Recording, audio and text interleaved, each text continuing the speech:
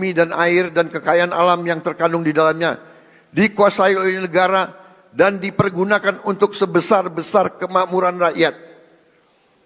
Saudara-saudara, ayat 4. Perekonomian nasional diselenggarakan berdasar atas demokrasi ekonomi dengan prinsip kebersamaan, efisiensi, berkeadilan. Jadi efisiensi ini perintah Undang-Undang Dasar. Tapi ada yang demo lawan efisiensi. Berwawasan lingkungan, kemandirian, serta dengan menjaga keseimbangan kemajuan dan kesatuan ekonomi nasional. Saudara-saudara, ketika kita tidak konsekuen menjalankan undang-undang dasar kita, terjadilah distorsi ekonomi. Terjadilah pemerataan ekonomi yang tidak cepat, di mana yang menikmati pertumbuhan ekonomi kita hanya segelintir orang saja. Terjadilah kondisi di mana pertumbuhan ekonomi rata-rata 5% selama 7 tahun terakhir tidak tercermin dalam kondisi nyata rakyat Indonesia. Masih terlalu banyak anak-anak yang kelaparan, petani dan nelayan yang kesulitan menjual hasil panennya, rakyat yang belum memiliki rumah layak huni, guru yang belum dihargai, serta keluarga yang tak sanggup berobat karena biaya atau karena tidak ada fasilitas kesehatan di daerahnya. Namun, ketika kita konsekuen menjalankan undang-undang dasar kita dalam 299 hari ini, alhamdulillah saya dapat melaporkan bahwa kita telah mencapai berbagai kemajuan yang cukup berarti.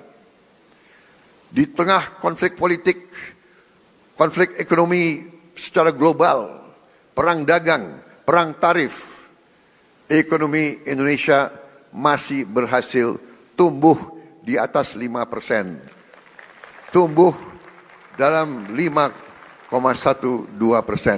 Dan para pakar yakin bahwa ini akan semakin meningkat di saat-saatnya akan mendatang. Di tengah dunia yang penuh gonjang-ganjing, realisasi investasi kita semester pertama 2025 telah mencapai 942 triliun, naik 13,6% dari tahun lalu. Telah mencapai target APBN 2025 sebelum tahun 2025 berhasil. Dan berhasil menyerap tenaga kerja Indonesia 1.200.000 orang.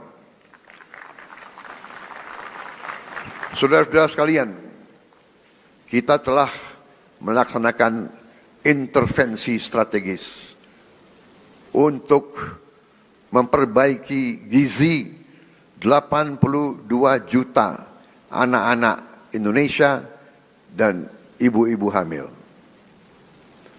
Saudara-saudara sekalian, sekarang kita telah mencapai kemajuan yang membanggakan.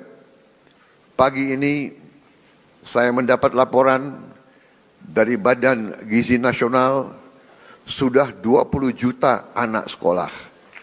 Anak belum sekolah, ibu hamil, dan ibu menyusui sudah menerima makan bergizi gratis setiap hari. Terima kasih Badan Gizi Nasional. Di hadapan majelis terhormat ini, saya menyampaikan penghargaan saya kepada Kepala Badan dan seluruh anggota Badan Gizi Nasional yang telah bekerja keras mencapai hal ini. Saudara-saudara sekalian, dalam 7 bulan kita berhasil mencapai apa yang negara-negara lain butuh belasan tahun. Saya telah jumpa dengan Presiden Brazil dan mantan Presiden Brazil. Brazil butuh 11 tahun untuk mencapai 40 juta makan bergizi gratis setiap hari. Saudara-saudara, kita kadang-kadang harus mengakui bahwa bangsa kita punya kemampuan. Bangsa kita Bila ada kehendak, banyak yang bisa kita kerjakan bersama. Begitu banyak masalah manajemen yang harus kita hadapi agar program ini berjalan baik. Pembangunan fisik dapur, pengelolaan rantai pasok, pelatihan manajer-manajer dan pelaksana-pelaksana. Sekali lagi, saya tadi ucapkan terima kasih kepada Kepala Badan Gizi Nasional. Saudara dan anggotamu telah bekerja dengan baik.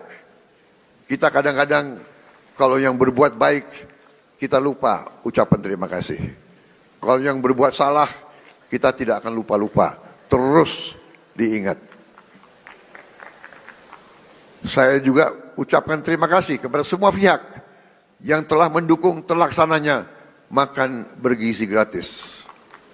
TNI, Polri, Nahdlatul Ulama, Muhammadiyah, ormas-ormas, koperasi-koperasi, yayasan-yayasan yang telah rame-rame terlibat dan bergotong royong membentuk Satuan Pelayanan Pemenuhan Gizi di seluruh provinsi Indonesia.